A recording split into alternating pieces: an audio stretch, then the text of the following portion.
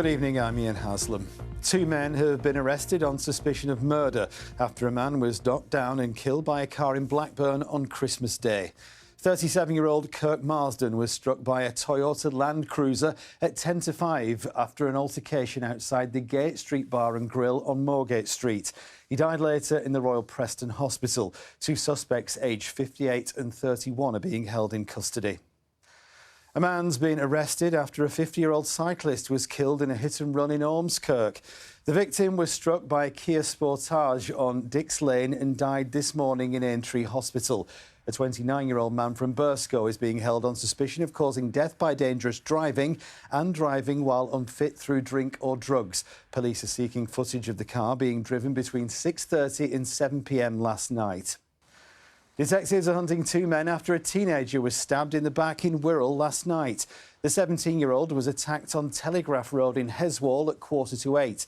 Police say he suffered serious injuries. They're asking local residents to check their doorbell and dashcam videos. Fog has disrupted flights at Manchester Airport today, with hundreds of passengers suffering delays and in some cases cancellations. Poor visibility means dozens of flights have been unable to take off on time, with some facing delays of 2 hours or more. At least 3 flights were cancelled and planes due to arrive were also held up. 3 people have been taken to hospital after a car crashed on the Isle of Man in the early hours of yesterday. Firefighters had to use hydraulic cutting equipment to free one of the casualties from this wreckage on Derby Coast Road. None of those being treated have life-threatening injuries. The island's fire service has called the incident entirely avoidable. Now, the region's mental health workers are urging people who may find Christmas difficult to get help when they need it. Financial relationship problems can make this time of year challenging for many people. Among the frontline services in Cheshire and Wirral is a chain of crisis cafes offering support. Our Merseyside reporter Andy Gill visited one this afternoon. A therapeutic art session at the Compañeros Cafe in central Birkenhead this afternoon.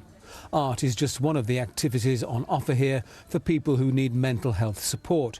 There are drama classes and a choir too. Buying presents in a cost of living crisis and difficulties in marriages and partnerships are just some of the emotional problems that Christmas can trigger in some people.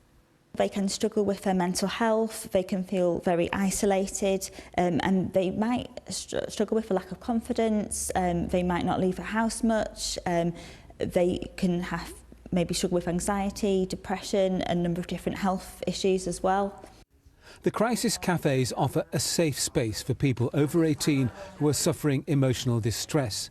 They're not run by doctors or nurses, but advisors are on hand to listen to people's problems and, if needed, refer them to other services.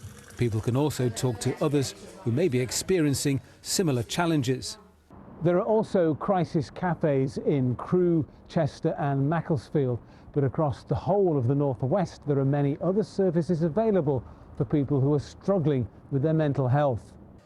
These include phone and text services, and mental health specialists can also go to the crisis cafes to assess people who might need more specialist help.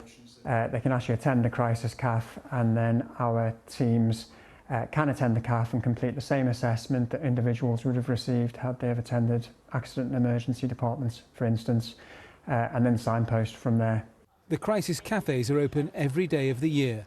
Andy Gill, BBC North West Tonight, Birkenhead.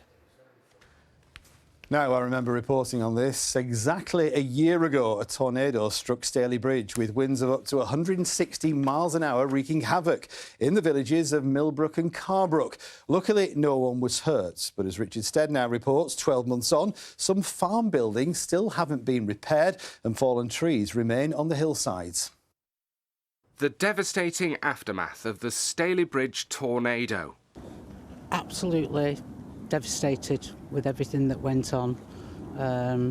The damage is just out of this world. It was incredible that there was just nobody injured, fortunately, and all the animals were safe. We managed to get the wooden stables back up fairly quickly, which was godsend, so we was able to get the horses back in with it being a winter period. The barn has took longer. It's 99% there now, so it is usable. The tornado ripped through everything in its path. Winds of up to 160 miles an hour, roof tiles blown off houses, walls and fences damaged. And fallen trees still litter the hillsides above the villages of Millbrook and Carbrook. The house seemed to shake. So we went downstairs and found devastation, first of all in the kitchen where ridge tiles had come through the glass roof. And then in the back, and then we saw the extent of the damage outside, and it was just, well, you can't put it in words really how we felt. It was just, we were stunned.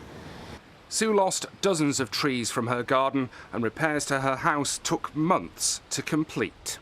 The insurance has been very, very good from virtually from the start. It was a bit difficult in the beginning, but once they've been to inspect it, everything has been really, really smooth.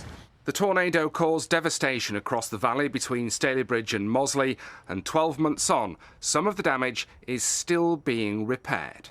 Richard Stead, BBC Northwest Tonight. Can't believe that was a year ago. Now, Morecambe's Baylight Festival has been saved from cancellation after being given £60,000 by Lancashire County Council and Lancaster City Council. Next year's festival had been at risk due to lack of funding, but will now take place in February. Well, I'm no weather expert, but I can confirm it's been really, really foggy today. But will this continue, and what's in store for the weekend? Here's Kay to reveal all. Hello there, good evening and a happy Christmas to you, although it has been quite a cloudy Christmas, hasn't it? A lot of low cloud, Mr. Merck. We'll have conditions like that tomorrow, a couple of showers, then the breeze will pick up and finally see some spells of sunshine on Sunday. And that's all thanks to fronts that are heading down from the north, slowly pushing their way down as we head into Sunday. Behind that, we'll get fresher air and then things turn a little bit more turbulent for New Year's. But before then, we've still got a gentle southwesterly breeze and it's feeding in a lot of cloud, mist, murk, and overnight tonight, visibility will be reduced once again. It's not going to be chilly though, 5 degrees the low, 9 degrees on the Isle of Man, but a very similar start to your day tomorrow. Cloudy, misty and murky. We'll start to get a couple of showers affecting the Isle of Man and for Cumbria and further showers later on towards the end of the day. Some brightness, highs between 8 and 10 degrees. And then, like I said, for some, we'll see spells of sunshine on Sunday and temperatures still in double figures. That's it from me. You take care.